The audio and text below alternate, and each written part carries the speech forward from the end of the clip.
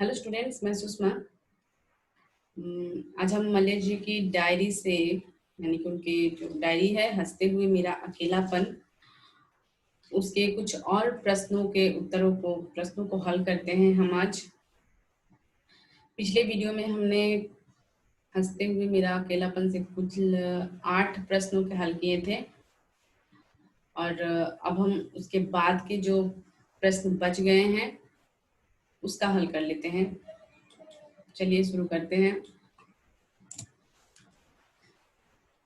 तो 9वां प्रश्न है, डायरी के इन अंशों से लेखक के जिस मूड का अनुभव आपको होता है उसका परिचय अपने शब्दों में दीजिए।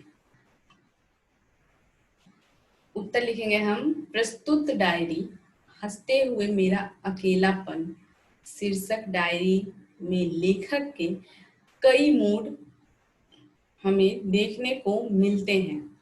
लेखक ने स्वयं,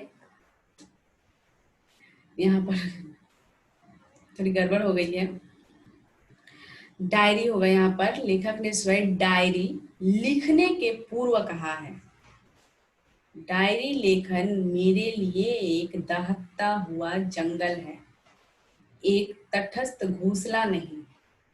डायरी मेरे कर्म की साक्षी हो, मेरे संघर्ष की प्रवक्ता हो, यही मेरी सुरक्षा है। ये जो लाइन है, जब मलय जी डायरी लिखना शुरू कर रहे हैं उसके पहले ये लाइन उन्होंने कही है। सबसे ऊपर ये 4 लाइनें थी।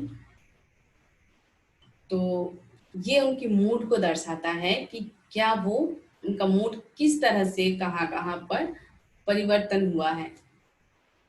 मलयज प्रकृति के प्रति अपना मूड प्रथम अंश में ही दर्शाते हैं, जो कि ये पंक्तियां ही उनके मूड को दर्शाती हैं प्रकृति के लिए।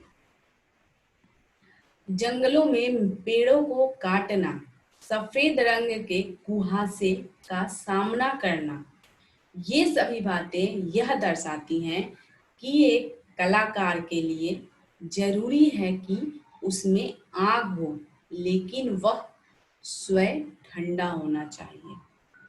यानी कि एक कलाकार में बहुत ही जरूरी है उसमें लिखने का जोश हो, लेकिन वह स्वयं ठंडा होना चाहिए। मलयज कभी कभी एक चित्रकार के मूड, यहाँ पर होगा मूड, में दिखाई देते हैं। मलयज ने मानव जीवन के कई पहलुओं को दर्शाया है, जैसे कि बचपन, बुढ़ापा, युवावस्था। जैसे किसी खेत की फसलें पकती हैं, फिर उनकी कटाई की जाती है। यही स्थिति मनुष्य की भी होती है। फिर लेखक का मूड बदलता है और वह लिखते हैं कि संसार में रचा हुआ यथार्थ भोगे हुए यथार्थ से अलग होता है। रचना और भोगना को वो एक दूसरे के पूरक समझते हैं। इस तरह से डायरी के अंशों में हमें लेखक के अलग अलग तरह के मूड के अनुभवों को जाना है। जैसे कि यहाँ पर सबसे पहले वो प्रकृति से संबंधित कुछ बातें कहते हैं, उसके बाद फिर अपने बचपन, बुढ़ापा, युवावस्था से संबंधित कुछ बातें उन्हें याद आती हैं। जैसे कि किसी खेत की फसल पकती है, फिर उसकी कटाई होती है। ये सब स्थिति जब उनके सामने आती है तब उन्हें अपने बचपन, बुढ़ापा, युवावस्था, इन सब चीजों से वो संबंधित करते हैं और फिर उनका मूड बदलता है और फिर वो यथार्थ और भोगे हुए यथार्थ, ये सब बातों में वो आ जाते हैं और ये सब बातें लिखते हैं। तो इस तरह से हमने डायरी में लेखक के कई मूड देखे हैं। 10वां प्रश्न है, अर्थ स्पष्ट करें। ये जो यहाँ पर दिया हुआ है इसका अर्थ स्पष्ट करना है हमें। एक कलाकार के लिए निहायत जरूरी है कि उसमें आग हो और खुद ठंडा हो। चलिए उत्तर लिखते हैं हम। प्रस्तुत पंक्ति में लेखक मलयज ने अपनी डायरी में एक कलाकार की मनोदशा का चित्रण किया है। लेखक इन पंक्तियों में यह बताना चाहते हैं कि एक कलाकार के लिए जरूरी है उसमें कुछ कर गुजरने की क्षमता हो, जोश हो, उसके दिल में आग हो, लेकिन वह स्वयं ठंडा हो। एक कलाकार के लिए ठंडे दिमाग का व्यक्ति होना जरूरी है, शांत स्वभाव का होना जरूरी है। तो ये सभी बातें जो कि मलयज लिख रहे हैं और इन्होंने स्वयं के लिए भी यहाँ पर कही है, एक कलाकार के लिए बहुत जरूरी है कि उसमें कुछ कर गुजरने की क्षमता हो, जोश हो, कुछ कर दिखाने का जुनून हो, लेकिन उसके स्वयं का चरित्र उसका ठंडा हो। 11वां प्रश्न है, चित्रकारी की किताब में लेखक ने कौन सा रंग सिद्धांत पढ़ा था?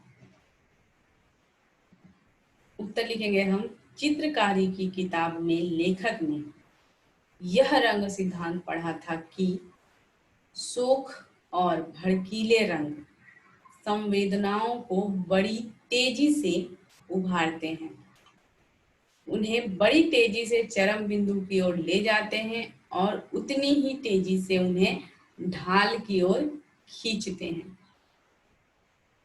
जितनी तेजी से उठाते हैं, जैसे कि किसी को बहुत ही तेजी से हम पेड़ पर उठा देते हैं और उतनी ही तेजी से उसे गिरा देते हैं, बस वही बात यहाँ पर कही गई है कि तेजी से चरम बिंदु की ओर ले जाते हैं और उतनी ही तेजी से उन्हें ढाल की ओर खींचते हैं।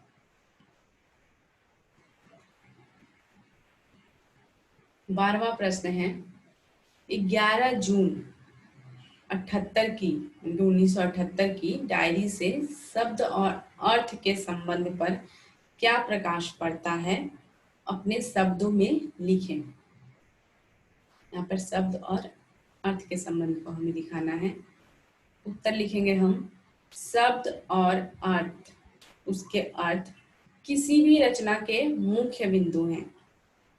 यदि शब्द अलग हो, उनके भाव कुछ और, तो यह लेखक की रचना का अनुचित भाव दर्शाता है। यदि शब्द अलग हो और उसके भाव कुछ और हो, तो यह लेखक की रचना का एक अनुचित भाव, ऐसा लिखना उचित नहीं होगा लेखक के लिए कि उसका शब्द कुछ और उसके अर्थ कुछ और दर्शाते हों। डायरी में लेखक अपने यथार्थ की बात लिखता है, इसलिए शब्दों और अर्थों में तटस्थता कम रहती है। इस कारण डायरी लिखना कठिन भी है। अब यहाँ पर ये गड़बड़ हो गई है, सारे हो गए यहाँ पर अर्थ शब्द के साथ चलते हैं तब रचना उचित होती है।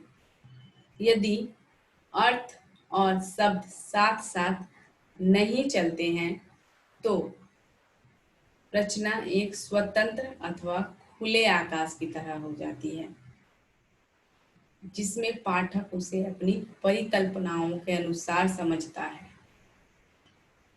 अगर शब्द और अर्थ एक साथ नहीं चलते हैं तो एक खुले आकाश की तरह हो जाती है, स्वतंत्र आकाश की तरह, मतलब कुछ भी नहीं, पूरी सफेद, उसका अर्थ ही नहीं स्पष्ट रूप से हमें सामने आएगा हमारे सामने, अगर उस शब्द का अर्थ उससे न मिलता हो तो। 13वां प्रश्न है, रचना और दस्तावेज में क्या फर्क है? लेखक दस्तावेज को रचना के लिए कैसे जरूरी बताता है? उत्तर लिखेंगे हम, दस्तावेज रचना का कच्चा माल है। दस्तावेज वे तथ्य हैं जिनके आधार पर किसी रचना का जन्म होता है और रचना का हमारे जीवन में बिना दस्तावेज के कोई सरोकार ही नहीं है। इसलिए रचना के लिए दस्तावेज बहुत जरूरी है। किसी भी रचना को हम कुछ भी अगर लिखें तो उसके लिए दस्तावेज बहुत ही जरूरी है। यही बात यहाँ पर लिखी गई है। रचना एक माध्यम है दस्तावेज परिस्थितियों घटनाओं के अनुभव से जूझने का, इसलिए इन्हें सिर्फ एक अनुभवी दिमाग ही पहचान सकता है। लेकिन यही जब रचना का रूप ले लेता है तब यह जन के लिए हो जाता है, यानी कि जनता के लिए, सभी के लिए हो जाता है। 14वां प्रश्न है, लेखक अपने किस डर की बात करता है? इस डर की खासियत क्या है? अपने शब्दों में लिखें। उत्तर लिखेंगे हम। लेखक डायरी में दो तरह के डर की बात करता है। पहला डर है आर्थिक और दूसरा डर है सामाजिक प्रतीक्षा का डर। लेखक आर्थिक तंगी की वजह से बीमारियों का सामयिक इलाज न होने पर अपने प्रियजनों को खोने का डर प्रदर्शित करता है। वह कहता है कि इलाज की व्यवस्था का डर उसे तनाव में ला देता है। दूसरे डर में लेखक ने समाज में बढ़ते अपराधों का जिक्र किया है। वह कहता है कि मन की कमजोरी ही सामाजिक और आर्थिक अपराधों का जड़ है। जैसे कि यदि कोई प्रियजन संभावित घड़ी तक नहीं लौटता है तो मन आशंकाओं से घिर जाता है और यह डर एक तरह से समाज में होने वाले अपराधों के कारण ही जन्म लेता है। जैसा कि यहाँ पे जो दो तरह के डर की बात की गई है वो अक्सर हमारे साथ हमारे निजी जीवन में भी हमने देखा है। बहुत समय ऐसा होता है कि परिवार में कोई बीमार है और समय पर उसका इलाज इसलिए नहीं हो पाता है क्योंकि आर्थिक तंगी होती है, और बहुत समय वो दूसरा डर है कि किस तरह से अपराध हो रहे हैं समाज में, पूरी दुनिया में, और ऐसे में अगर कोई बाहर है, कोई हमारा रिश्तेदार बाहर है, तो वो अगर समय पर नहीं लौटता है तो मन आशंकाओं से घिर जाता है, मतलब तरह तरह की बातें मन में उठने लगती हैं। तो इस तरह से हमने आज हंसते हुए मेरा अकेलापन के सारे प्रश्नों का हल किया। अब इसके जो कुछ लघु उत्तरीय प्रश्न और वस्तुनिष्ठ प्रश्न हैं और व्याकरण से संबंधित जो प्रश्न उत्तर बनते हैं वो हम इसके अगले वीडियो में पढ़ेंगे। आज के लिए बस इतना ही। Thank you.